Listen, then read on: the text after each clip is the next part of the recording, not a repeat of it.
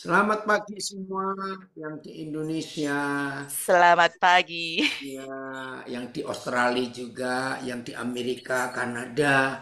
Selamat sore. Ada berapa saudara yang ikut dari Belgia, dari Belanda, dari Jerman. Selamat tengah malam. Ya, saudara sudah tengah malam di sana. Baik, kita belajar hari ini. Buat kita, kata kasih karunia itu tidak asing lagi. Hari-hari kita mendengar kasih karunia, anugerah, ya. Saudara, tapi kalau kita lupa akan dasarnya. Siapa kita? Seharusnya setiap kita manusia tidak layak mendapat kasih karunia itu karena semua dosa dan kejahatan yang kita buat. Tapi karena Bapa di surga yang menjadikan kita manusia adalah milik kesayangannya, maka Dia memberikan kasih karunia atau anugerah buat hidup kita. Untuk apa? Nah, perhatikan. Bukan untuk membalas kasihnya yang begitu besar kepada kita. Tidak. Kalau kita sadar sudah menerima kasih karunia, pengampunan, pembebasan, penebusan, saudara, maka ada sesuatu yang kita ingin buat. Maaf, berapa bulan yang lalu Indonesia digemparkan dengan dua kata yang salah satunya hampir kita tidak pernah dengar. Dan itu diberikan oleh Presiden kita, Bapak Prabowo Subianto, kepada dua terpidana. Muncul dua kata, abolisi dan amnesti. Wah, gempar. Ya, wah, diskusi. Ternyata banyak di antara kita sangat asing mendengar kata abolisi. Kalau amnesti kita sering dengar. Ya, amnesti itu pengurangan hukuman. Presiden hanya seorang presiden yang bisa memberikan amnesti. Dan biasanya kepada terdakwa terpidana mati, kalau dapat amnesti maka turun seumur hidup. Ukuran hukumannya.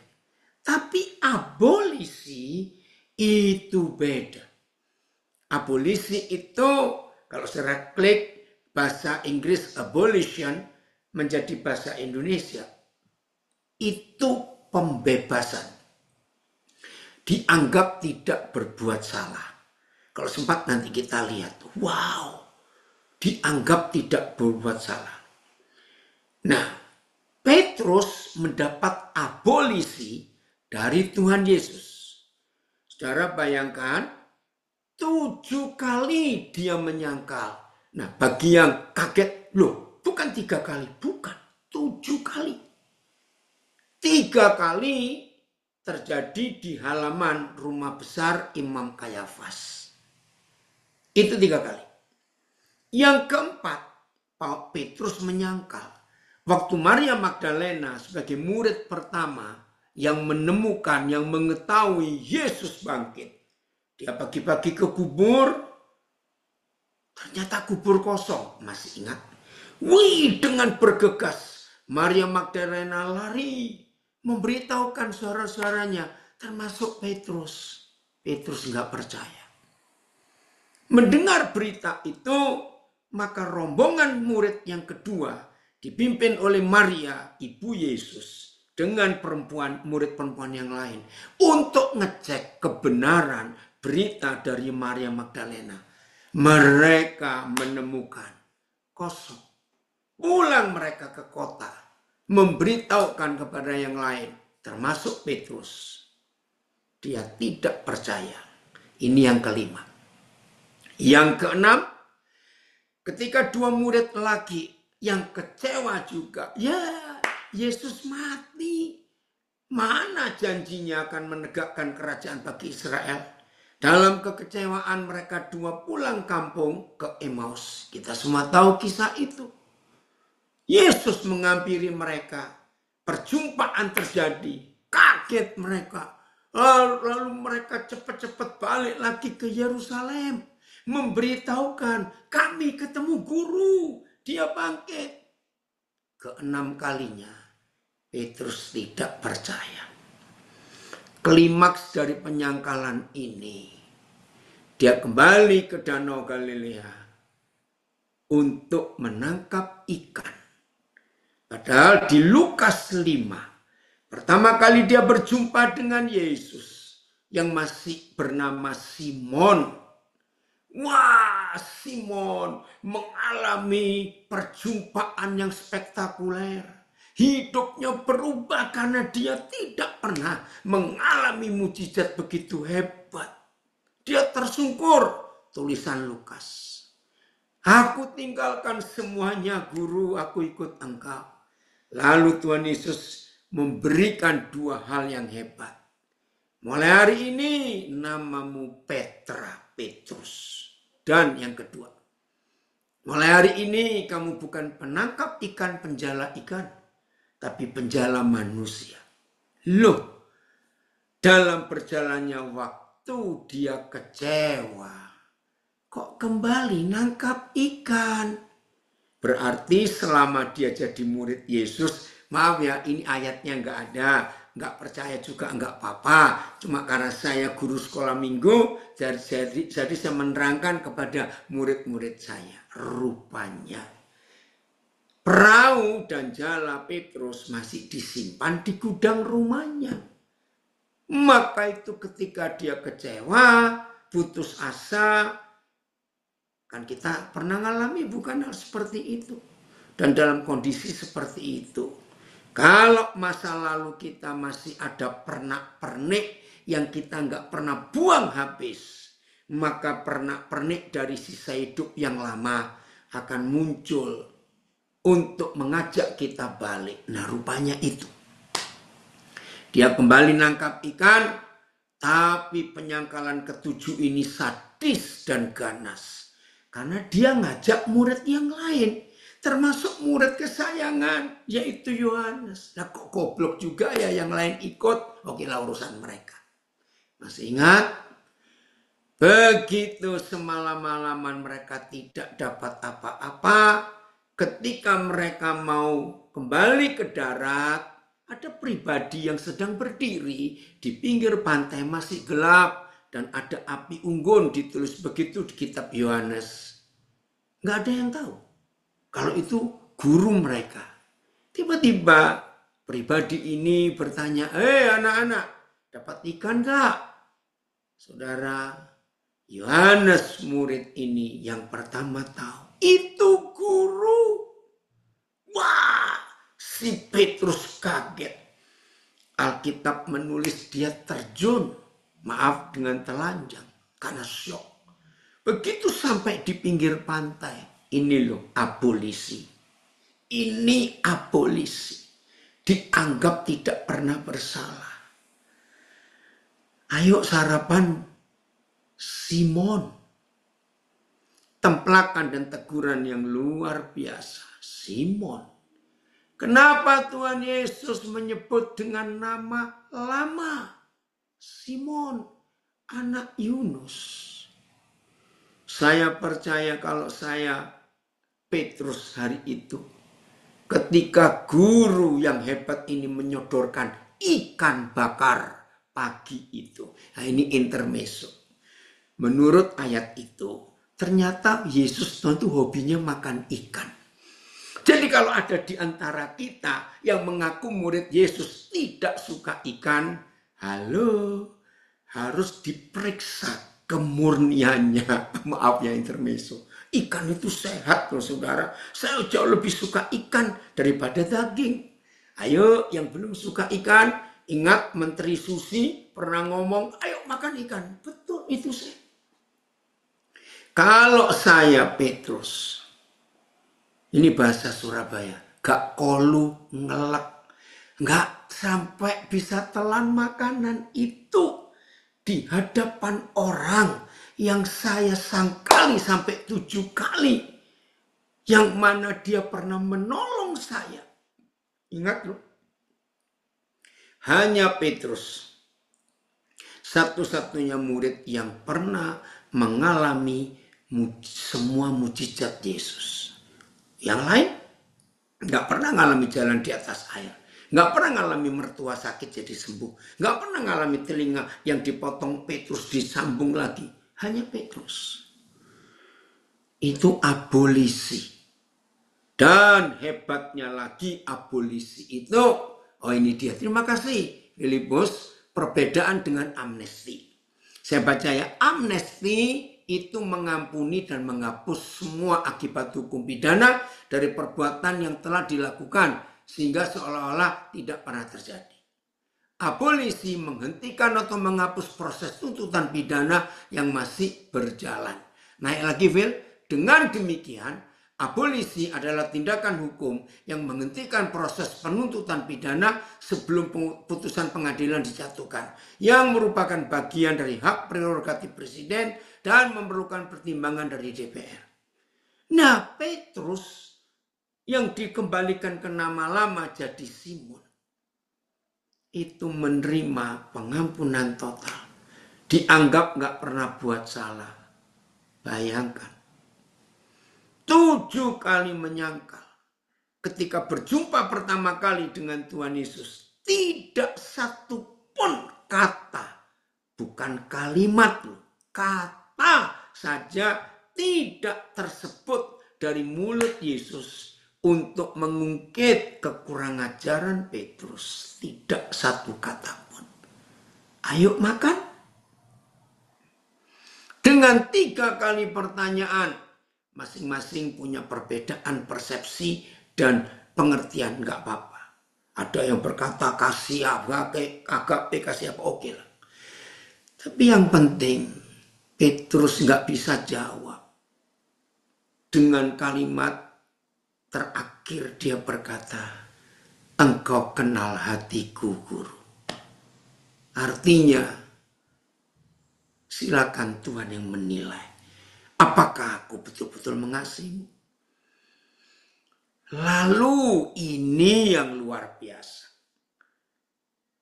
Tugas yang diberikan kepada Tuhan Yesus pagi itu. Di hadapan orang yang pernah 7 kali menyangkal Yesus. Beri makan domba-dombaku. Wow, ini luar biasa. Artinya apa? Artinya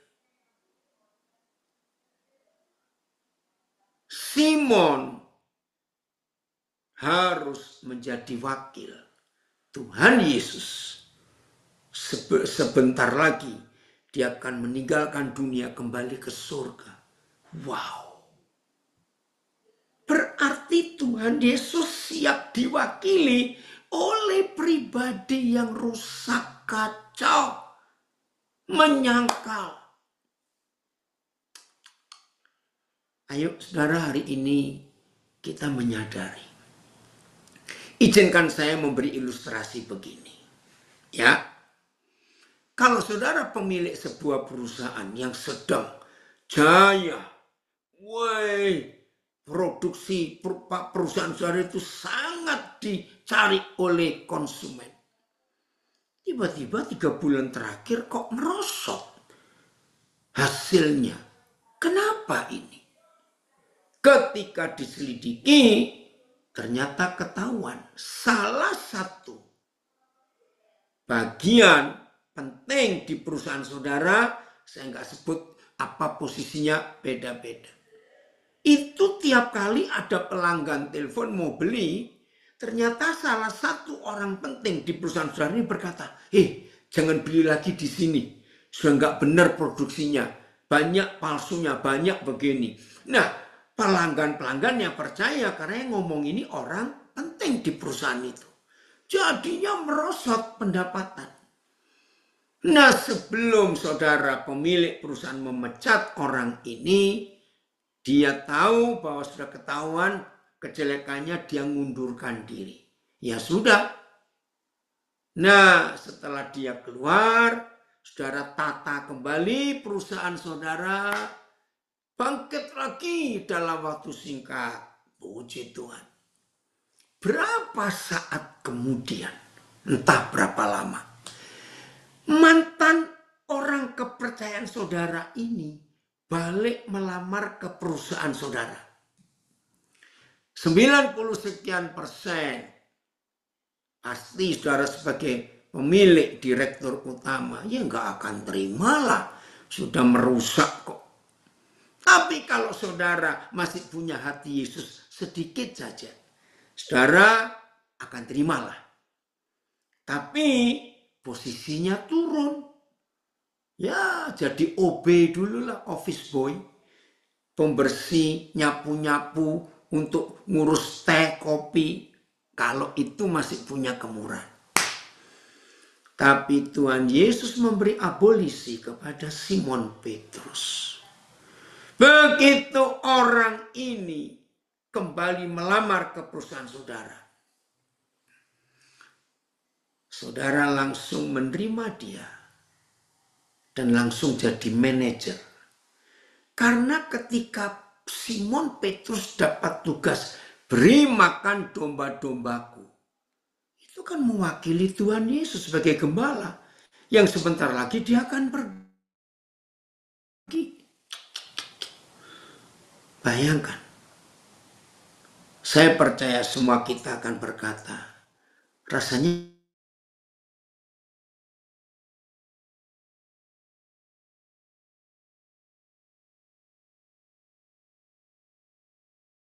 abolisi dan amnesti, khususnya dapat abolisi, tingkahnya ternyata arogan sekali. Enggak menunjukkan rasa terima kasih, malah dia akan menuntut hakim dan jaksa yang memvonis dia. Aduh, ini orang enggak tahu berterima kasih. Dan yang menyedihkan, ini orang Kristen lagi. Oke, kita enggak bahas tentang kepercayaannya. Nah, tema pagi ini, kasih karunia akan melahirkan pelayanan misi.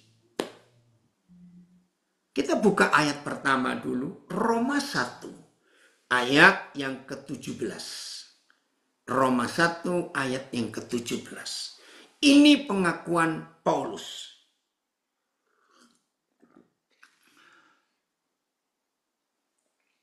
Roma 1 ayat 17.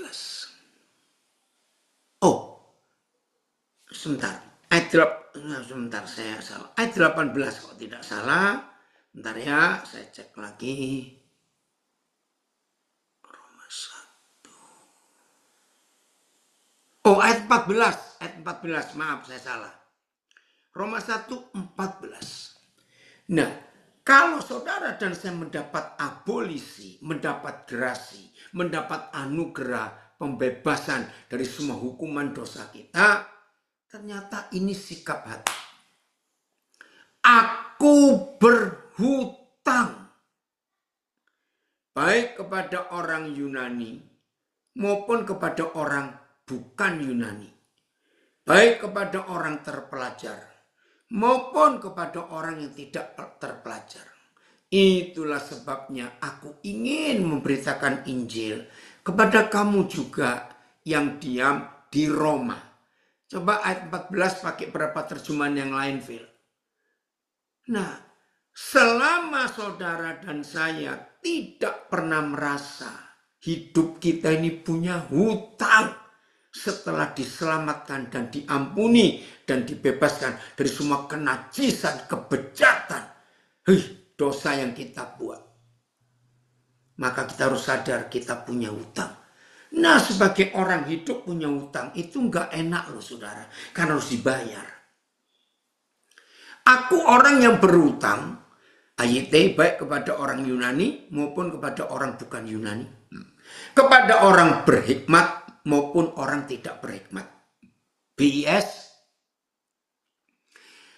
Sebab saya mempunyai kewajiban, ini kewajiban yang harus dibayar, terhadap segala bangsa yang sudah beradab dan yang biadab, yang berpendidikan maupun yang belum berpendidikan. TSI, karena saya merasa wajib melayani semua kalangan, baik yang sudah berbudaya maju maupun yang masih terbelakang, baik orang yang berpendidikan maupun yang belum berpendidikan. Ini utang kita. Oke? Terjemahan ayat 15 TSI-nya aja ya, TSI-nya ayat 15. Wah, ini luar biasa. Ayat 15 TSI-nya. Itulah sebabnya, karena hutang tadi, saya juga mau memberitakan kabar baik kepada kalian yang tinggal di Roma. Wow. Saudara, ini kan kita mulai jam 5 WIB subuh tadi. Tadi malam jam 10 WIB, ya 22 WIB. Saya itu diajak bertemu dengan 5 mahasiswa dari kampus UPH, Universitas Pelita Harapan. Nah, dari 5 ini 4 mahasiswa Fakultas Hukum, yang 1 mahasiswi psikologi. Phil, kira-kira yang Kristen siapa ya tadi yang ikut itu? 1 atau 2 orang? 2 orang. 2 orang Yang ya. satu ya Ibu Nanda. Nanda ya, nulis siapa gitu. itu Islam, yang 1 itu Buddhis. Saudara, saya nggak kenal mereka satupun. Nah, mereka dapat tugas dari kampus untuk mewawancarai rohaniawan-rohaniawan dari semua agama.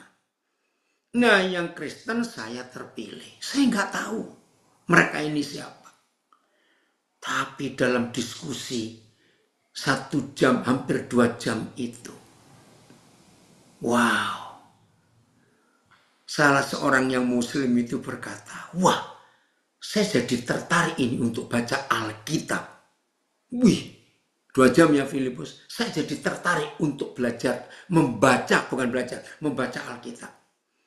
Saudara, Roh Kudus memampukan saya untuk menjabarkan firman, bukan dengan latar teologi dan bukan dengan latar belakang agama, tapi menjabarkan firman sebagai buku panduan kehidupan.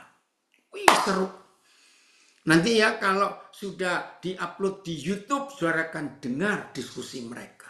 Nggak bisa diambil cuplikannya sedikit ya Filipus tentang Bu Nanda tadi ya. Nggak bisa ya? Bisa, Pak. Sekarang ini bisa nggak?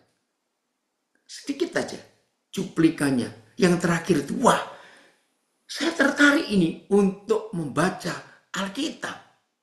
Muslim, saudara.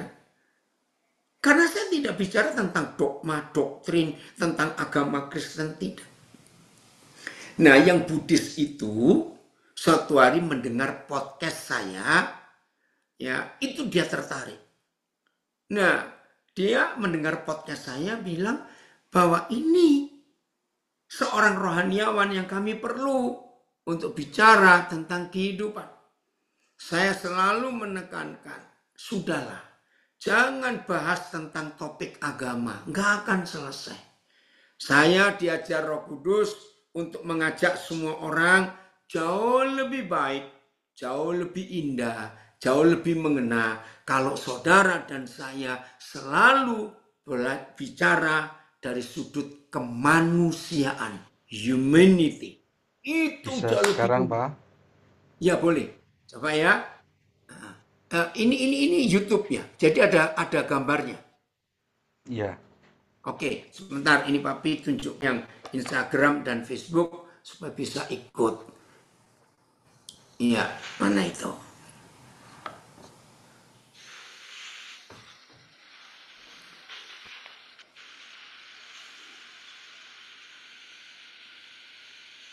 Yang Nanda saja. Oh, dipanggil ibu. Kenapa dipanggil ibu? Beda jurusan jadi nggak pernah Oh, ketemu kirain ibu Papi. dosen. Iya, selamat malam Papi. Selamat malam. Saya Ini baru berapa jam jadi yang lalu. kayaknya punya idola baru nih. Wih, boleh, tidak apa-apa. Saya seneng banget bisa ngedengerin Papi dari sesi pertama teman-teman dari Mas Bambang sampai terakhir tadi Oh Feli itu iya, inspiring banget Papi, luar biasa. Saya sampai catat tadi surat-suratnya dari mulai Roma gitu ya, kemudian waduh, Ulangan, yang besok terakhir tuh ujian ini, habis ini ujian nanti.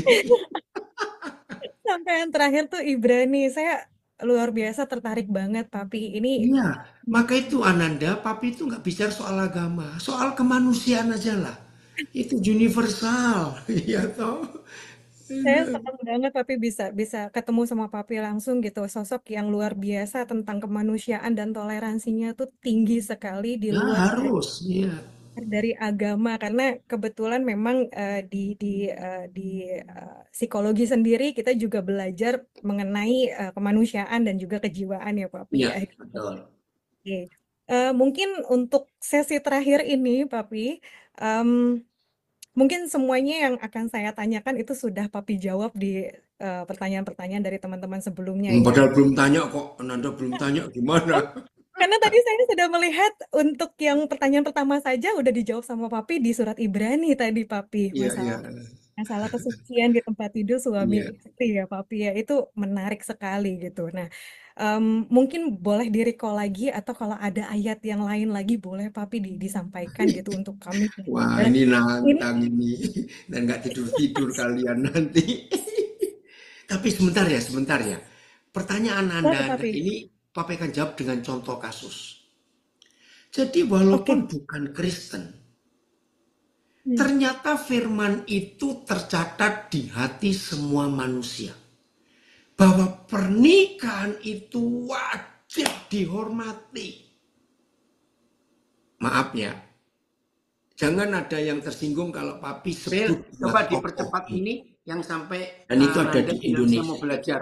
Saya mau baca. Ceramah, khotbah, bis datang.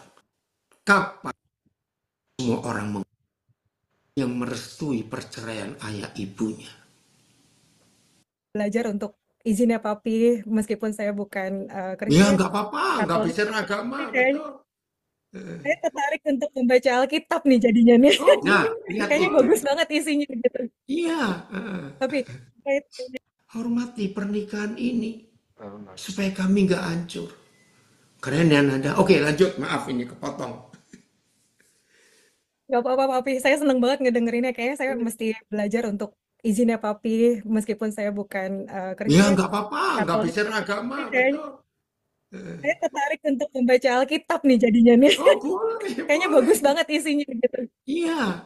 Tapi terkait dengan yang Ibrani tadi, Papi, ini lebih Oke, cukup ya. Nah, saudara coba lihat kesan. Apa kesan saudara? Mendengar pengakuan, maaf, seorang muslimah tentang Alkitab. Wow, itu sungguh-sungguh luar biasa. Nah, ini loh saudara. Jadi tema ini sangat kuat bekerja di hati saya. Mau sesibuk apa, mau secapek apa, selelah apa saya. Kalau dapat kesempatan untuk bisa melakukan pelayanan misi, saya akan kerjakan.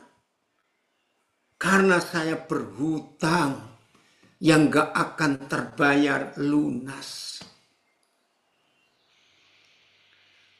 Maaf ya, saya tidak berharap saudara menilai apa yang saya mau katakan. Gak usah dinilai, coba dengarkan saja. Ini perjalanan kami.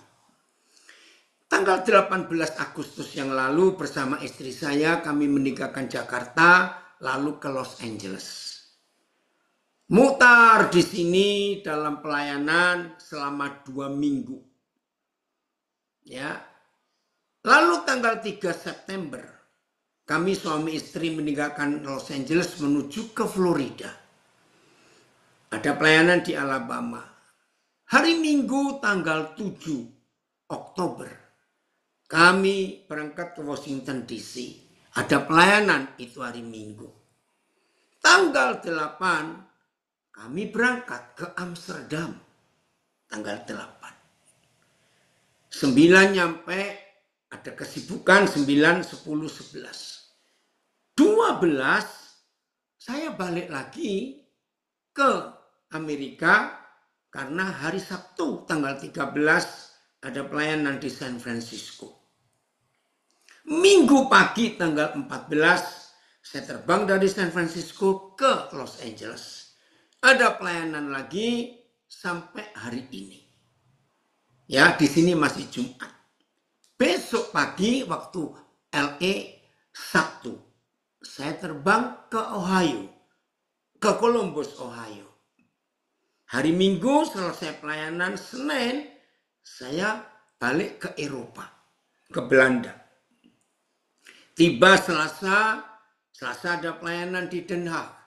Ya, Rabu ada pelayanan di Amsterdam. Kamis ada pelayanan di Hofdorp. Hari Jumat saya ke Jerman, ke kota Dortmund. Dari Dortmund hari Sabtu ke Frankfurt tanggal 27. 28 pagi saya ke Brussels. Ada pelayanan di Brussels. Minggu malam tanggal 28 saya balik ke Indonesia. Tiba tanggal 29 dari Senin 5:30 sore. Ayo ikut, nggak apa-apa, pesawatnya masih ada. Landing di Jakarta hari Senin tanggal 29 jam 17.35. Jam 22 hari itu juga, jadi saya nggak keluar bandara bersama istri saya. Kami pulang ke Nabire. Tanggal 2 Oktober, ya, tadi kok Oktober ya, bukan, tadi September. Yang ke Washington kemana saya salah, bukan. Karena sibuk sekali. Nah, tanggal 2 Oktober dari Nabire saya terbang ke Makassar, ada pelayanan. Tanggal 3 pagi Oktober hari Jumat saya ke Palopo. Sampai tanggal 5. Tanggal 6 saya ke Jakarta, 6-7. Tanggal 8 Oktober kami berangkat ke Banda Aceh. Tanggal 11 Oktober kami naik mobil. Ya, Banda Aceh ke Medan karena tidak ada pesawat hari itu. Di Medan sampai tanggal 11 ada pelayanan, 12, 13, 14 kami keliling ke Siantar, kemana saya nggak tahu, kampung-kampung itu. Tanggal 16 malam saya terbang ke Singapura dari Medan. Dari Singapura langsung ke Brisbane. 17 pagi saya tiba di Brisbane sampai tanggal 18 hari Sabtu. 19 saya ke Sydney pagi. 19, 20, 21, 22 saya ada di Sydney. Nah, dari Sydney tanggal 23 saya ke Jakarta. Ada kesibukan lagi di Jakarta. Oke, cukup dulu ya supaya nggak bingung mendengar ini. Ya, akan ke Sydney ya nak. 4 hari Koden di Sydney. Nah, ini baru yang sepenggal ini saja. Saya tidak tahu saudara punya komen apa mendengar jadwal saya yang begitu padat. Seperti Ibu Lina katakan, wih, ini adik saya terkenal, Wimpi Tanoyo.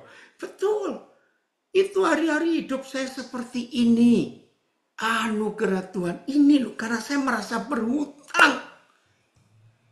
Saya ini kalau satu hari nggak buat apa-apa, merasa berdosa sekali. Karena ada banyak orang yang perlu keselamatan, perlu jawaban, perlu jalan keluar. Kok saya santai-santai? Maka itu selalu minta Roh Kudus, pakai saya semau-maumu Tuhan. Itu luar biasa. Nah, jadi kalau saudara dan saya merasa punya utang, ini ada komen dari seorang guru. Pusing dengar jadwalnya saja.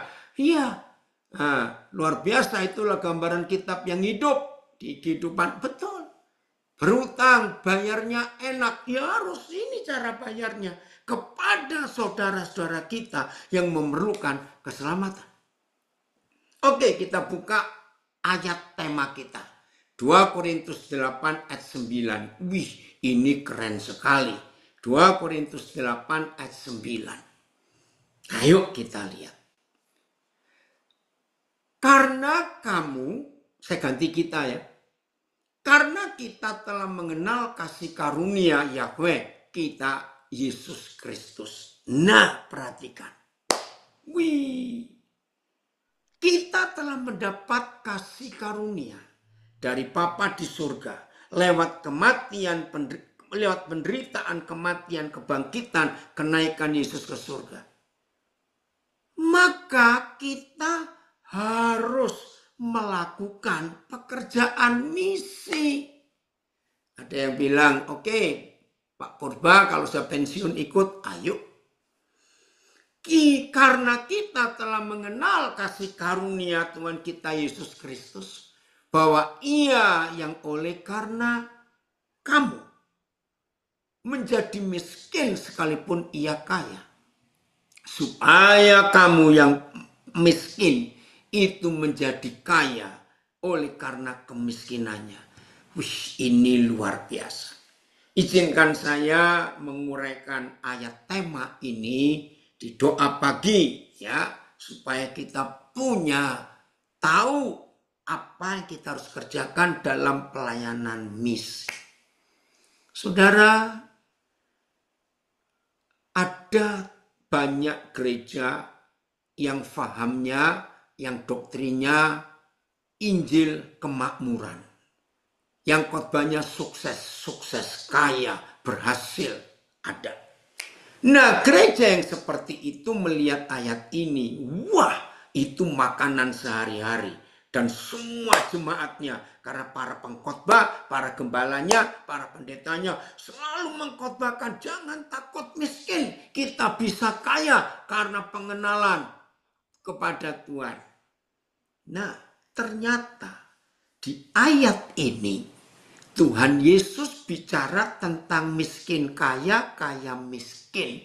Itu enggak cuma untuk materi, tapi untuk semua kehidupan sehari-hari kita.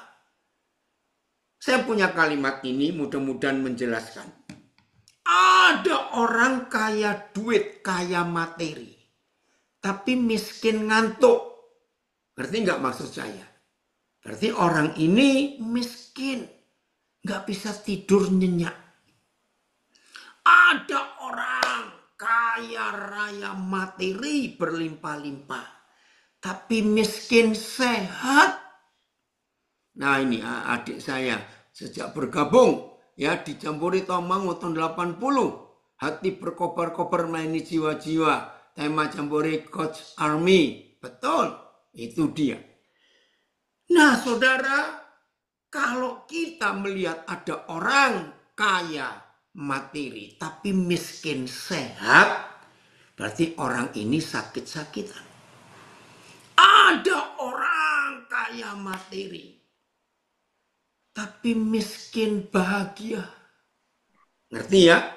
Nah, di ayat ini, kalau saudara dan saya sudah menerima kasih karunia dari Tuhan kita Yesus Kristus, maka kita yang miskin apa saja, yang miskin uang, miskin materi, miskin damai, miskin sehat, miskin ngantuk, miskin sukacita, miskin bahagia, begitu kita bertemu dan berjumpa dengan Tuhan Yesus, wow! Langsung kita kaya semuanya. Semuanya. Nah, ayo kita bongkar. Kapan seorang manusia yang kaya lalu menjadi miskin karena orang ini berbagi kekayaannya? Jawabannya, memberi sampai 0. Nah ini susah. Ya ini susah. Tapi izinkan saya berbagi. Salah satu anak rohani saya namanya Hendra Alexander Louis Eman. Dia orang Minasa. Berapa minggu terakhir itu viral. Karena dia punya akun di Instagram botak berbicara. Memang dia botak. Nah, 2 podcast, 2 IG-nya yang terakhir ini bicara tentang hidup saya. Bagaimana dia bisa menjadi seorang yang hebat karena dia punya orang tua Tionghoa, yaitu kami suami istri. Lalu Lebih keren lagi viralnya seorang tokoh, seorang public figure di Indonesia namanya Bapak Helmi Yahya memanggil si botak ini untuk masuk podcastnya. Waduh, lebih gempar lagi. Saudara dengar ya, yang belum nanti bisa cari di YouTube, di banyak kok itu. Nah, saudara, kalau saya tidak menemukan kebenaran 2 Korintus 8 ayat 9, saya tidak akan mampu menyekolahkan ratusan orang yang belum tahu supaya jadi tahu. Tahun 81 itu pertama kali saya menyekolahkan seorang anak untuk S1. Itu tahun 81. Nah, sampai tahun ini 2025 kira-kira saya sudah meluluskan 500 sekian S1. Dan yang saya kuliahkan tidak harus Kristen, tidak.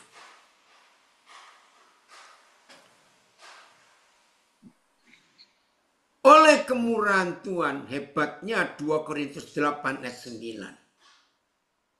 Saya sudah meluluskan 60 sekian S2 Master. Oleh kehebatan Tuhan, saya sudah meluluskan 7 doktor. Dan sekarang sedang kuliah ada 3 orang. Lagi sekali, tidak semuanya Kristen. Kenapa? Karena saya kalau memberi itu sampai 0. Enggak apa-apa. Dan sampai hari ini bersyukur Tuhan masih memampukan saya untuk terus menyekolahkan orang. Gara-gara ayat itu. Nah, ini mau dikuliahkan ya. Ini pera ini boru atau amang? Ya. Oke ya. Nah, hari-hari ini saya mulai mengkerucutkan yang karena terlalu banyak dan makin berat biaya kuliah. Jadi saya mengkhususkan kira-kira 4 tahun terakhir karena makin banyak, makin mahal biaya kuliah, boru purba, oke. Yaitu hanya yang mau mengabdi jadi guru ke Papua. Maaf, karena kalau dulu saya nggak mikir siapa saja. Tapi terakhir karena keadaan sulit ini, jadi saya mengkerucutkan. Ya, jadi yang mau saya kuliahkan asal mau jadi guru mengabdi di Papua. Oke, saya lanjutkan. Jadi 2 Korintus 8 ayat 9. Itu kalau kita pakai kata kerja waktu, tenses dalam bahasa Inggris, maka tenses 2 Korintus 8 ayat 9 adalah present continuous tense. Yaitu sebuah peristiwa yang terus berjalan, tidak pernah berhenti, sampai kapan Yesus Tuhan itu berhenti jadi kaya mendadak miskin. Dari mendadak miskin tiba-tiba kaya lagi karena dia Tuhan. Sampai kapan dia kaya, miskin, miskin, kaya, kaya, miskin, miskin, kaya? Itu sampai kapan? Saya ketemu jawabannya. Sampai tidak ada orang miskin lagi di bumi, baru firman itu berhenti. Maka kalau tidak ada orang miskin lagi di bumi, doa Bapa kami terjawab. Bapa kami yang di surga, dikuduskanlah namamu, datanglah kerajaanmu, jadilah kehendakmu. Ini kalimat yang betul. Supaya bumi jadi seperti surga. Wih, itu luar biasa. Oi, orang Balikpapan hadir. Oke, kembali lagi ke ayat itu. Jadi begini saudara, saya menghidupi betul ayat ini. Maka itu saya nggak takut jadi miskin kalau berbagi. Karena begini konsepnya. Yesus itu Tuhan. Maka itu ini ilustrasi. Misalnya hari ini ya yang kita gabung di komunitas MGC Morning Prayer of Jesus Christ, ya misalnya kita ini rombongan miskin yang pertama jumpa Tuhan Yesus. Oke? Begitu hari ini kita jumpa Tuhan Yesus, wah, Tuhan Yesus melihat kita miskin semua kita. Langsung dia beri semua kekayaannya kepada kita. Langsung dia miskin mendadak gara-gara kita. Tapi karena dia Tuhan, nggak lama dia kaya lagi. Baru kaya sebentar. Rombongan miskin kedua muncul. Apa yang dia buat? Miskin lagi. Karena semua kekayaannya dia beri kepada rombongan miskin kedua. Nah, karena dia Tuhan, maka dia kaya lagi. Ya ampun, baru kaya sebentar. Rombongan miskin ketiga muncul. Lalu dia beri semua. Maka dia miskin lagi. Nah, saya stop dulu. Kalau enggak selesai ini sampai kapan. Saudara dan saya, mantan miskin rombongan pertama. Tolong jawab pertanyaan saya. Masih ingat ketika Yudas bertanya, ngapain ada pemborosan? Minyak mahal ditumpahkan sia-sia. Yesus berkata, orang miskin selalu ada dengan kita. Itu ayat yang saya pakai. Jadi saudara dan saya yang baru kaya mendadak, belum sempat nikmati semuanya. Ternyata kita bertemu dengan orang-orang miskin. Jangan takut berbagi. Langsung jadilah miskin detik itu juga. Dan jangan takut miskin.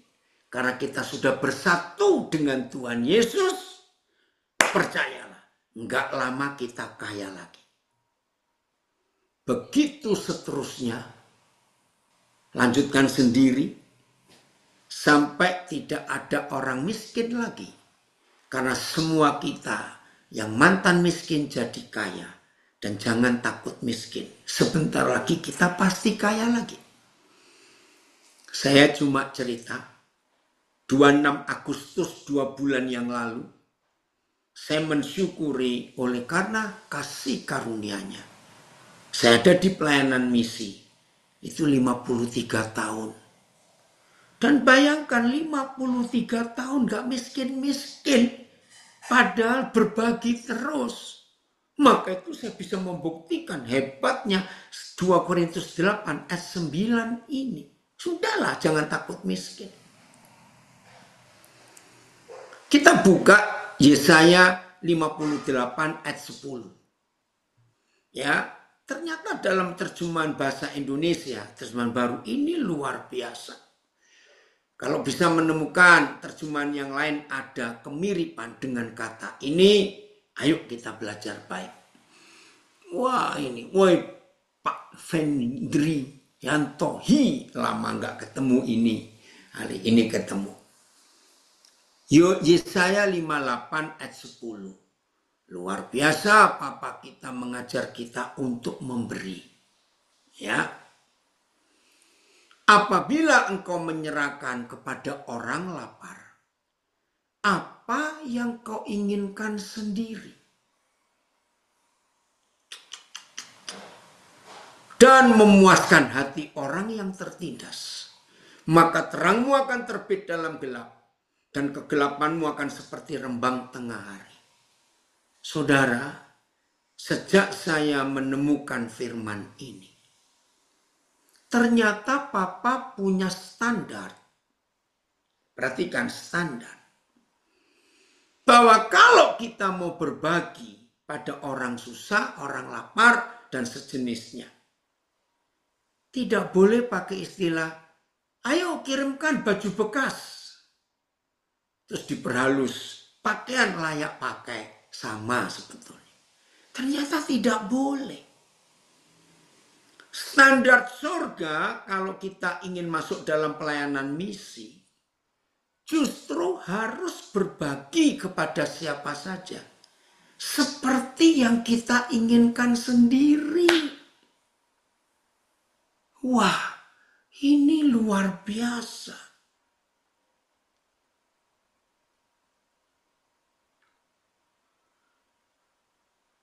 Ayo mikir. Jadi kalau kita tidak mau pakai pakaian bekas, maka jangan beri pakaian bekas kepada orang lain. Berikan yang baru. Beli yang baru untuk mereka.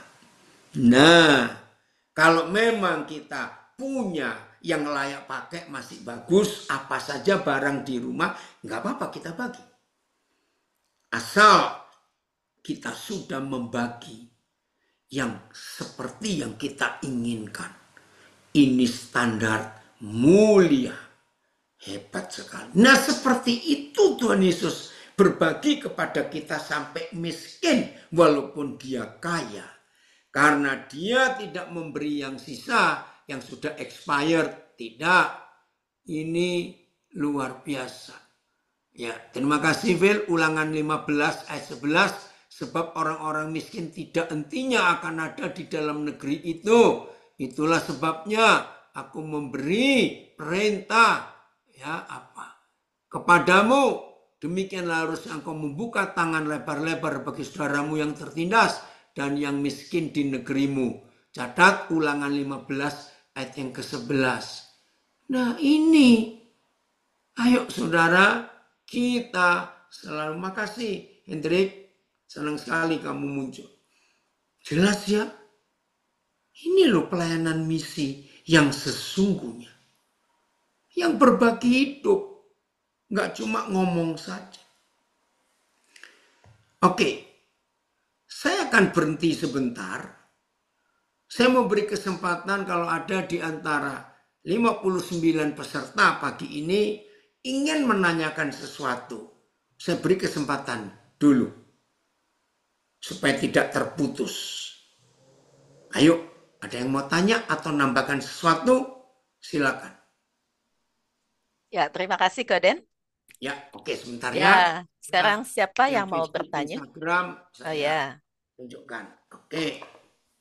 siapa yang mau bertanya tentang pelayanan Ya, Koden atau menambahkan ya. atau nggak cuma menambahkan? bertanya. Silakan. Ayo kita berbagi, saudara.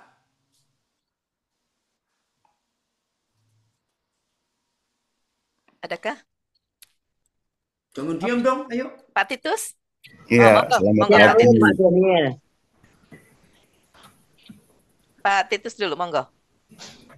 Ya, selamat pagi, Koden. Lama enggak ketemu. Iya. Mas Pundi kabaripun?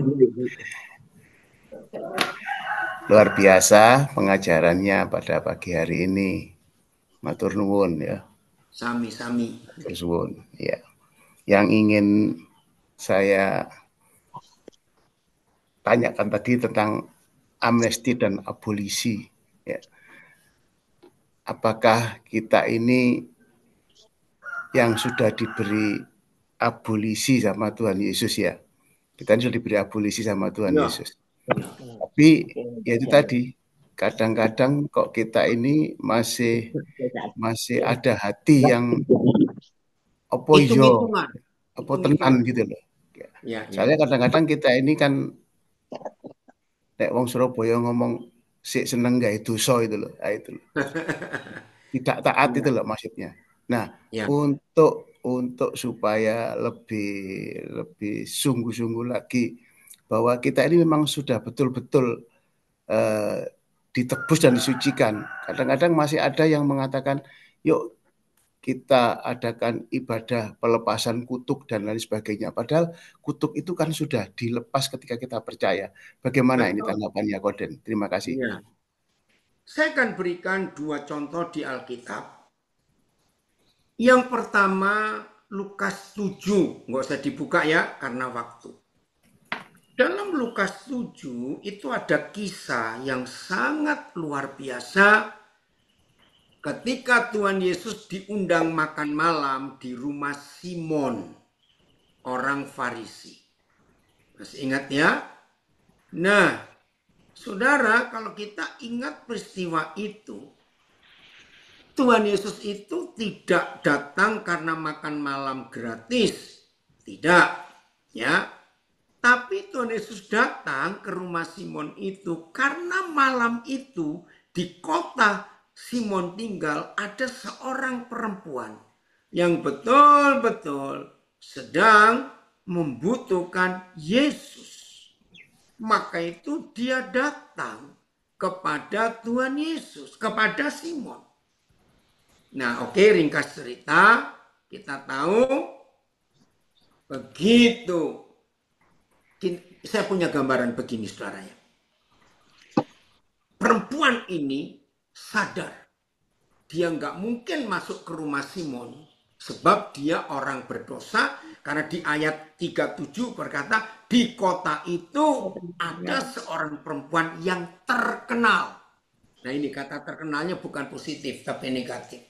Jadi saya bayangkan dengan membawa botol dari porselen yang mahal itu, perempuan ini mondar-mandir di depan rumah Simon. Masuk enggak ya, masuk enggak ya, masuk enggak ya. Enggak tahu berapa kali. Akhirnya dia berkeputusan, terserah, aku mau dilempar keluar, mau diapakan. Aku harus masuk untuk berterima kasih kepada Yesus yang sudah membebaskan aku dari hukuman mati. Nah, memang sampai hari ini belum semua gereja mengakui bahwa perempuan di Lukas 7 adalah perempuan yang sama di Yohanes 8 yang pagi itu dilempar oleh para imam orang Farisi ke depan Yesus untuk diadili. Tapi Tuhan Yesus berkata, siapa yang di antara kalian merasa tidak berdosa, silakan lempar batu duluan. Saudara bisa bayangkan, tinggal satu kata saja. Lakukan hukum Musa, mati dia. Nah, Pak Titus, itu yang membuat saya pribadi tidak pernah hitung-hitungan kepada Tuhan Yesus. Bahkan secara naluri manusia ya saudara, maaf bukan hanya manusia, hewan. Lihat 3 tahun terakhir ini di sosial media kita banyak film-film pendek tentang hewan-hewan yang ditolong. Lalu mereka berterima kasih. Ngikuti enggak? Itu kalau saya lihat itu bagus loh. Hewan aja tahu berterima kasih. Ya, baik ikan, baik burung, baik binatang apa 4 kaki melata semua. Coba cari itu. Nah, saudara, kalau kita sadar bahwa dosa kita harus dihukum mati, tapi dibebaskan gratis, maka saya percaya rasanya sulit menyakiti hati Yesus untuk kita berbuat dosa lagi. Maka itu ketika Simon melihat perempuan ini nangis dan membuka rambutnya untuk menyeka kaki Yesus. Aduh, lihat Simon mencibir. Katanya dia nabi. Masa nggak tahu siapa orang ini? Lalu Simon dipanggil. Simon, aku punya pertanyaan kepadamu. Kalau ada 2 orang, saya pakai rupiah ya, berhutang pada seorang 5 miliar, padahal gajinya cuma 3 juta sebulan. Tapi dia nggak bisa bayar dan mohon pengampunan, pemohon abolisi, amnesti. Akhirnya dibebaskan 5 miliar. Dan ada orang yang berhutang hanya 500.000. Dibebaskan juga. Nanti saudara baca ya Lukas 7. Saya nggak ada waktu. Lalu pertanyaan Tuhan Yesus. Menurut kamu Simon, siapa dari 2 orang ini yang paling berterima kasih? Saudara, kita dengar Yesus. Simon berkata, ya tentunya yang dibebaskan 5 miliar. Nah, Pak Titus dan semua kita, kalau ada di antara kita setelah mendapat kasih karunia, merasa tidak punya utang kepada siapa saja. Karena orang itu merasa dosaku cuma dikit kok. Maka orang yang merasa dosanya cuma dikit, orang itu pasti pelit, orang itu pasti tidak ingin membalas kasih Tuhan untuk membagikan abolisi amnesti kepada orang lain. Ayo kita perhatikan ini. Ya, terima kasih Phil, Lukas 7:47. Sebab itu aku berkata kepadamu, dosanya yang banyak itu telah diampuni, sebab ia telah banyak berbuat kasih. Tetapi orang yang sedikit diampuni, sedikit juga ia berbuat kasih. Coba lihat TSI-nya, Phil. Sambil cari, Phil, Papa lupa. 1 Yohanes 1 ayat berapa ya? Bahwa definisi orang berdosa bagi Tuhan adalah orang yang merasa tidak berdosa. Papa lupa ayat berapa ya? TSI di Lukas 7:47. Jadi, aku menegaskan kepadamu, Simon, bahwa dosanya yang begitu banyak sudah diampuni.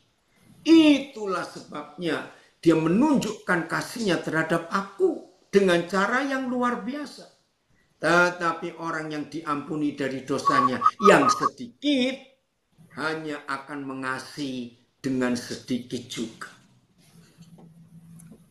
Pak Titus, kalau kita sadar kebejatan kita, kenajisan kita, kekotoran kita nggak akan pelit untuk berbalas kasih itu. Ya, ini dia. 1 Yohanes 1 ayat 10. Ini definisi orang berdosa. Jika kita berkata bahwa kita tidak ada berbuat dosa, bukan cuma dosanya dikit loh, merasa tidak berdosa, maka kita membuat dia menjadi pendusta. Dan firman-Nya tidak ada di dalam kita. Jadi ibu bapak saudara-saudara, definisi orang berdosa di hadapan Tuhan itu justru kalau ada orang merasa tidak berdosa. Wih, keren sekali. Maka itu kalau kita ingat dosa kita banyak Tuhan ampuni, ayolah kita balas. Bukan kepada Tuhan tapi untuk orang lain. Terus bunyi Pak Titus? Jelas? Puji Tuhan. Terima kasih Pak Daniel, terima kasih. Sami-sami. Lanjut Lina, ada lagi? Shalom Pak Daniel. Ya. Pak Daniel. Yo langsung Pak Priliana. Di dalam hidup saya baru lihat satu orang yang melakukan amanat agung Tuhan Yesus. Hanya Pak Daniel saja yang baru saya ketahui. Saya sangat terharu Pak Daniel. Pak Daniel orang satu-satunya di dunia saya tahu bahwa Pak Daniel yang melakukan amanat agung Tuhan Yesus. Terima kasih, maaf. Saya merasa terharu. Semua kita bisa, Bu Apriliana. Semua kita bisa. Bisa, asal tetapi kita... yang melakukan hanya mau Pak Daniel saja. Wah, ada bisa, yang lain saya juga bisa. Yang bisa saya lihat yang baru melakukan Pak Daniel. Di seluruh dunia saja sampai ke ujung bumi Pak Daniel pergi. Saya ingin tetapi tidak bisa melakukan Pak Daniel. Bisa dengan doa. Ya. Iya. Oke, makasih loh Bu Priyana. Iya, terima kasih Pak Daniel. Puji Tuhan. Ya. Oke. Yang lain? Ada tadi Ibu Peranika. Silakan Bu Peranika. Shalom Pak. Selamat pagi di Indonesia. Saya mau nanya nih Pak, apa yang Bapak paparkan, saya begitu tertarik ya yang tentang orang kaya yang menyambangi ataupun membiayai orang miskin, tiba-tiba dia jatuh miskin lagi, sampai beberapa kali Bapak contohkan. Nah, yang ingin saya tanyakan Pak, apa yang di dalam aplikasi kehidupan saya, contohnya tuh di dalam saya menaungi beberapa kelompok lansia. Jadi ketika mereka mempunyai kesulitan ataupun mereka punya keinginan untuk bisa ikut dalam kegiatan keluar dari Sadaniang, baik itu ke Singkawang ataupun ke Mempawah, mereka punya kerinduan, tetapi mereka terbatas dengan kemampuan mereka. Nah, di sini saya seperti yang dikatakan bahwa kita sudah merasakan kasih karunia daripada Tuhan, berkat Tuhan yang melimpah di dalam hidup kita, semampu saya untuk berbuat. Tetapi dalam setiap tindak tanduk saya selalu ada cibiran dan selalu ada hal kata-kata yang membuat down ya diri kita. Ketika kita berbuat kepada orang yang dikatakan ya kalau seperti anggota saya itu kan karena lansia Pak, jadi mereka mengharapkan uang dari pemberian dari anak. Jadi kalau misalnya ada diberi anak, ada mereka ini. Baru bisa Tapi kalau berbagi. tidak, ya. Ya.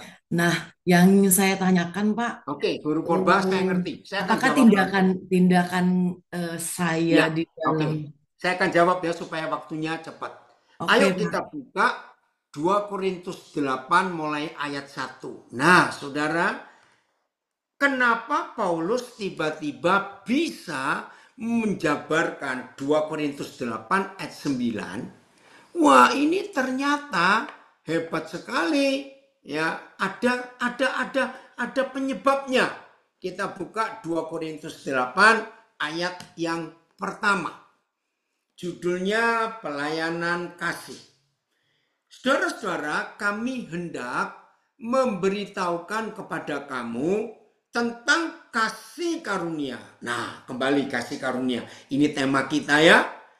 Tentang kasih karunia yang dianugerahkan kepada gereja-gereja di Makedonia. Kasih karunia apa yang mereka terima? Ditulis begini. Ayat 2. Selagi dicobai dengan berat. Saudara, kalau kita baca ayat ini, aduh, dicobai dengan berat, itu kan gak enak sama sekali, bukan? Ya, tapi Tuhan hadir untuk hidup mereka, dicobai dengan berat, gak enak. Ya, mendengar kata dicobai aja sudah, aduh, rasanya bagaimana gitu ya? Tapi ini dengan berat lagi. Dalam pelbagai penderitaan. Lihat Guru Purba. 2 kondisi ini. Aduh. Dicobai dengan berat.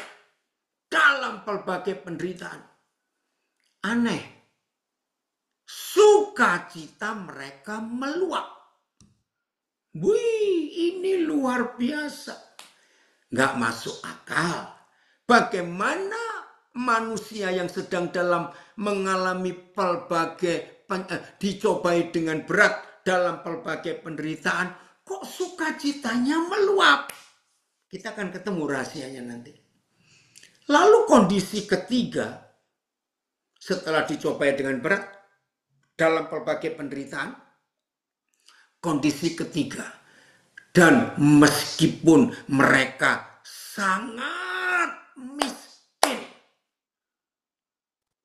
Jadi kalau para lansia yang baru berbalayani hanya dapat uang dari anak-anak, mereka masih dapat uang. Ini sangat miskin. Namun mereka kaya dalam kemurahan. Bagaimana ceritanya? Nah, saya menemukan definisi dari seorang anak saya yang guru. Apa bedanya miskin dan sangat miskin? Anak saya ini hebat. Dia berkata gini, miskin itu tidak punya apa-apa. Kalau sangat miskin, apa-apa tidak punya. Betul juga ini. Saudara bayangkan. Dalam 3 kondisi dicobai dengan berat dalam berbagai penderitaan, mereka sangat miskin. Kok bisa mereka sukacita meluap dan kaya dalam kemurahan? Ternyata kalau kita nggak punya materi, kita masih punya mulut, masih punya tangan. pakai mulut untuk menghibur orang, pakai tangan untuk menolong orang. Maka itu purba, stop dengarkan kata orang. Saya mau katakan 100% kalau ada orang komentar tentang apa yang kita buat, itu pasti orang pelit yang tidak pernah memberi apa-apa. Maka itu mereka iri hati kalau kita bisa berbuat. Ya jadi gak usah perhatikan, kalau ada orang itu biarin saja. Saudara, ini luar biasa. Ayat 3. Aku bersaksi bahwa mereka telah memberikan menurut kemampuan mereka. Nah, ini yang sulit dimengerti. Bahkan melampaui kemampuan mereka. TSI-nya, Phil. TSI-nya ayat ini. Wih, ini sungguh-sungguh luar biasa dalam kondisi seperti itu. Ya, ayat 3 TSI-nya. Saya bersaksi bahwa mereka memberi melebihi kemampuan mereka dan semuanya memberikan secara sukarela. Saya percaya sesusah-susahnya kita hidup mungkin tidak seberat saudara kita di gereja-gereja Makedonia. Maka itu ayo kita berbagi. Tema kita menarik. Kasih karunia menghasilkan pelayanan misi. Terima kasih Tuhan. Ini luar biasa. Jadi jangan pelit saudara. Setiap kali kita sadar dosa kita tak terukur. Tapi Tuhan memberi pengampunan. Oke? Tuhan memberkati kita semuanya. Luar biasa. Ayo Ibu Lina, bagaimana ini? Ya, ada lagi kah? Tapi Koden, ada Pak Jo di sini. Pak Jo, dan itu menginspirasi saya juga sebenarnya, meneguhkan. Karena Pak Jo pernah bilang gini, pekerjaanku adalah ladang pelayananku. Ya, betul. Setiap kali kalau ada Sekali. orang bilang gini, Lin, tolong dong cariin karyawan nih, gue butuh gitu. Terus saya bilang nih, oh ada tuh orang Kristen, minta maaf ya. Banyak sekali yang tidak mau menerima gitu. Saya tanya, kenapa sih? Males gue kalau urusan sama orang Kristen.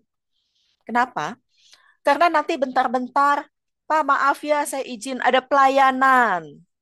Pak maaf ya saya izin mau ke gereja. Wah males dah gue kalau urusannya Ada doa. kayak begitu. Iya. Nah itu gimana Koden?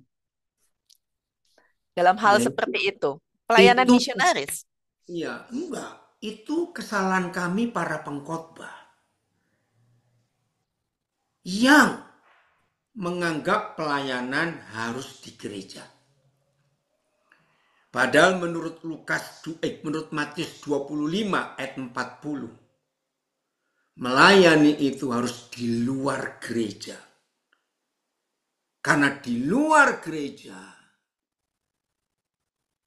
mereka yang membutuhkan keselamatan, pengampunan, penebusan, kesembuhan. Yang di gereja sudah selamat. Betul. Saudara, kalau kita mau jujur ya, saya nggak tahu ini generasi muda yang diperkosa, saya pakai kata diperkosa oleh para pemimpin gereja untuk aktif minggu pelayanan, musik, tamborin, WL, ya singer semuanya. Senin ada doa jemaat, Selasa ini lagi, Rebo latihan, Kemis apalagi. Saudara sampai kembali Minggu. Kasihan loh. Padahal Tuhan Yesus berkata, kitalah terang dunia dan garam dunia. Tapi begitu orang-orang muda gereja ini dilepas ke marketplace, mereka kayak monyet bodoh, kerbau tuli yang cuma tola-tole, nggak tahu mau ngapain. Sebab 90% hidup mereka hanya di gereja. Ini jebakan iblis. Pantas kalau banyak perusahaan nggak mau terima karyawan Kristen, apalagi kalau aktifnya di gereja, malas. Kalah bersaing dengan yang bukan Kristen. Ayo berubah. Oke, lanjut, Lin. Terima kasih, Koden. Ada lagi yang mau bertanya Ya, atau memberikan peneguhan? ya, Ada Pak thank Jo, you. Surabaya. Monggo. Ya, sambil menunggu Pak Jo, Koden, terima kasih bahwa pelayanan itu sebetulnya kita harus keluar ya Pak Den ya, sesuai dengan Matius Ya, 28 ayat ya, 19.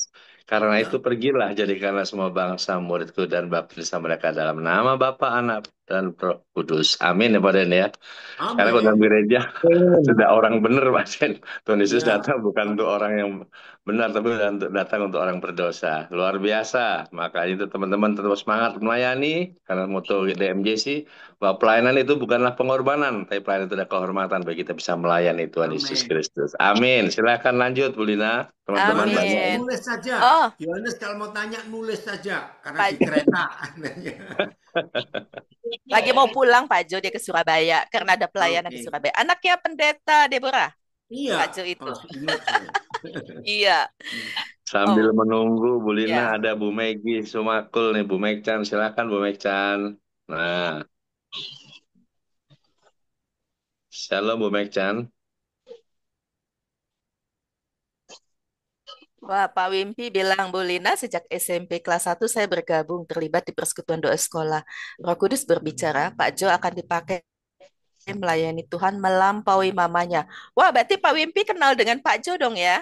Iya, karena orang Luar Surabaya biasa. pasti kenal Teman nih Bu Bukit Lina. Daratan dengan Yohanes ini. Oh, Pak Jo kenal. Oh, Ya, waktu SMP kelas 1 saya sudah monggo. di gerejanya tempatnya Kodim melayani. Jadi waktu itu Pastor Joe ini belum belum sungguh-sungguh gitu loh.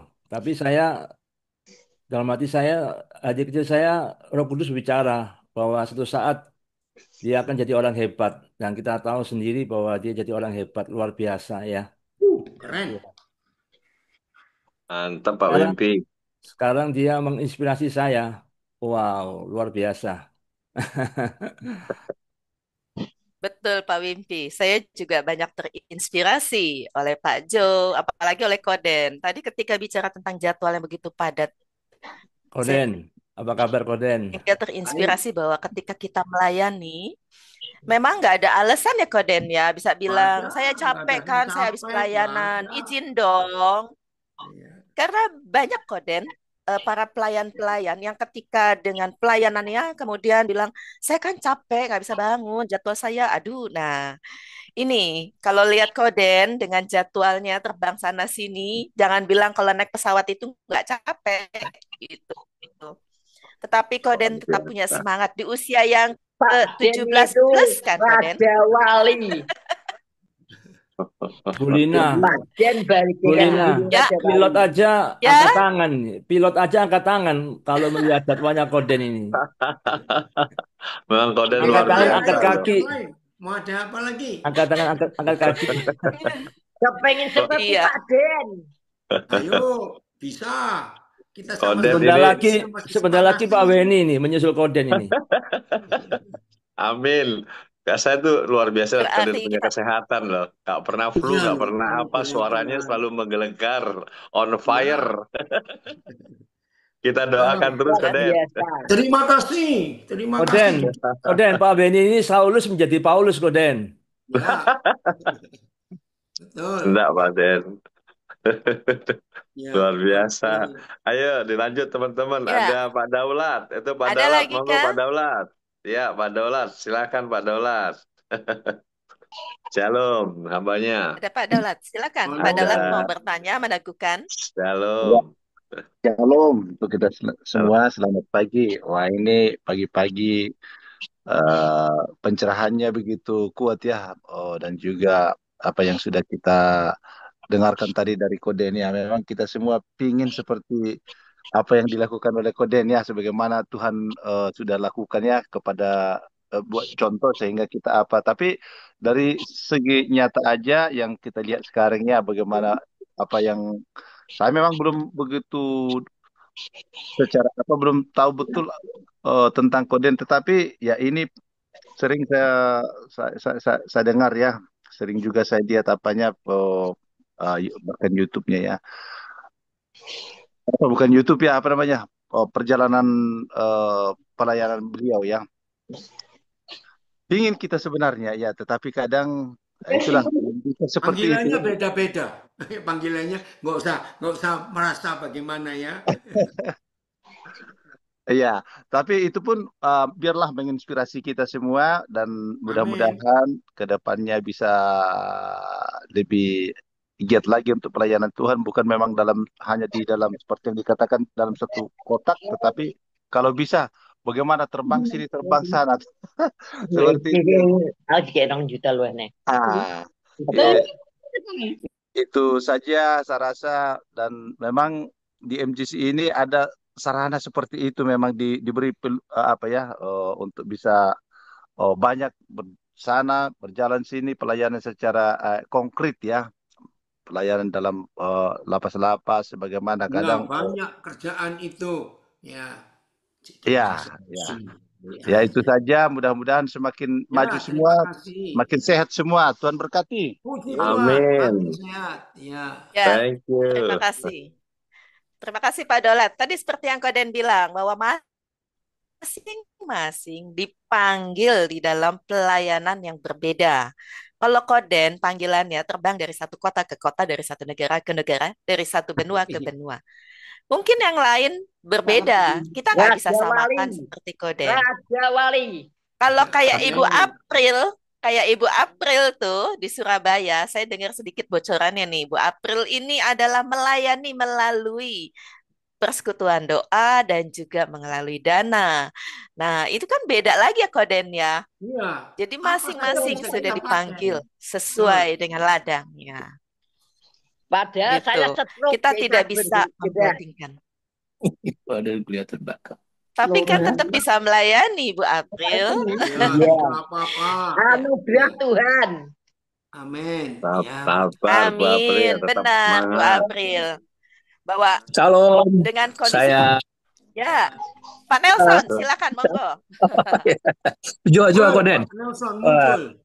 Jua.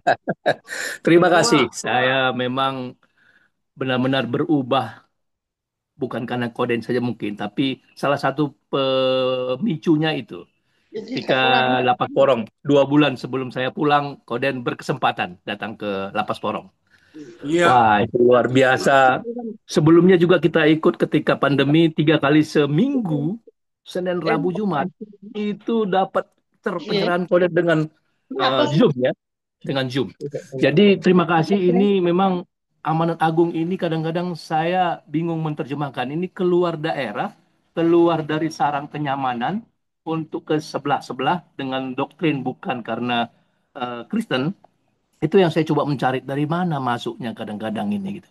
Tapi pelan-pelan saya ikuti terus. MGC salah satu model yang saya pikir ini terus diikuti, termasuk Koden juga. Jam berapapun Koden, ketika saya masih di penjara itu masih ada kesempatan. Di Amerika siang, di sini jam 1 pagi saya ikut. Wah, itu benar-benar menerjemahkan. Jadi amanat agung ini yang kadang-kadang bagi saya ini kemana ini ya? Kemana ini dalam arti pelan-pelan, pelan-pelan. Yang mana saya belum menemukan yang benar-benar bisa sampai pada titiknya, atau mungkin begitu mencari terus untuk memenangkan jiwa-jiwa yang masih belum mengenal Kristus. Untuk saat ini kami dengan MGC juga ke lapas di Nusa Kembangan ya, saya sudah 4-5 kali ke sana. Terima kasih juga kepada semua teman-teman di sini, khususnya MGC, Koden. Itu 2 Zoom yang saya ikuti terus, kapanpun itu ada. Jadi terima kasih, itu mengubah saya, paradigma saya yang dulu bagaimana di dunia luar, dunia kekerasan, dunia birokrasi, yang mana dulu dibilang orang, kalau kamu lembong, mungkin kamu akan menjadi abolisi juga, tetapi ternyata jadi abon sapi. Tapi nggak apa-apa, apapun kata orang, saya tetap setia, tetap mengubah hidup saya yang 180 derajat bagaimana dulu dengan sekarang. Damai sejahteranya luar biasa, bukan karena uang ternyata, karena kita menyampaikan firman Tuhan dengan cara yang cukup baik. Ini yang saya terus mau belajar. Terima kasih Koden, luar biasa. Puji Tuhan, luar biasa. Ya, terima kasih Pak Nelson. Tetap semangat Pak Nelson untuk mencari tempat yang pas untuk melayani. Karena Bapak sudah dipanggil. Tapi pelayanan misionernya seperti gimana? Gitu ya Koden ya? Jangan Ya, samain sama ya, Koden. ya beda-beda panggilannya. Setuju, Kayak, Koden. iya, Setuju. saya terlambat kenal Koden. Mungkin kalau tahun 80-an, awal 90-an saya kenal Koden, saya udah jadi guru di Papua. Karena dulu cita-cita saya jadi guru di Papua. Jakarta perlu Belum Lina. terlambat, Bu Lina. Kalau mau belum terlambat sih. Ada janji nanti. Kalau sudah selesai waktunya, Tuhan kasih, saya pasti ke Nabire. Siap. Amin. Bu Ya, Lina. Ada lagi nih, ada orang biasa dari Bali. Pak Orang Darwan, biasa. Pak Darwan, orang biasa yang Shalom. melakukan pekerjaan yang luar biasa juga nih. Manakah? Shalom hambanya. Mana nih Pak Darwan, orang biasa? Wah, bulan November saya ke Bali. Saya harus ketemu, wajib ketemu orang biasa ini. Silakan. Orang biasa yang melakukan pekerjaan yang luar biasa Ya, melalui sambil Yayasan menunggu orang Muhammad. biasa ada Pak Jack dari Tulungagung. Silakan Pak Jack. Dari tadi komentar terus nih Pak Jack dari Tulungagung. Monggo. Oh, Monggo Pak Jack. monggo Pak Jack. Tulungagung Nyimak berarti katanya. dekat sama Pak Filipus dong. Oh, menyimak. Nyimak Berarti katanya. ini satu wilayah dengan Pak Filipus ya, Tulungagung. Iya benar. Ya, Tadi tetangga Pak Filipus kita. bilang juga orang Tulungagung. Tetanggaan Bu Lina. Wait, Tetanggaan. tetanggaan. Ya, ada Berarti bisa Pak ngobrol-ngobrol Paul Gulo. pelayanan. Silakan Pak Paul Gulo. Ada Pak Paul Gulo. Nah, ini Pak Paul Gulo juga pelayanannya Iya, luar orang buta, biasa. marginal, luar Nah, punya biasa. Pray for Indonesia. Jauh, Melayani orang Pak buta Paul. dan juga Betul. melayani makan. Monggo Pak Paul. Ada Pak Paul? Atau sudah sibuk Sabtu ini? Biasanya Pak Paul sibuk apa ya? Kalau Senin saya ingat tuh. Pak Paul itu kalau Senin siap-siap untuk pray for Kalau gitu, Indonesia. kita panggil Silakan. Michael ya, Bapak Michael, Pastor Michael Rundengan, monggo, NYC. Iya, sampai ketemu. Sampai ketemu. Shalom, Pastor Michael Rundengan. NYC NYC. atau yang lain juga boleh ya? Iya. Halo, selamat pagi. Monggo, selamat pagi. Saya mohon doanya. Barusan saja rumah anak saya kena tenung karena tiba-tiba kaca pecah, tidak ada orang. Tuhan Kaca melindungi. atas rumah itu loh kena mungkin ditenung orang karena anak saya anggota DPR yang jujur 100%. Jadi mungkin mereka nenung anak saya, jadi kaca itu tiba-tiba pecah, tidak ada orang satu pun.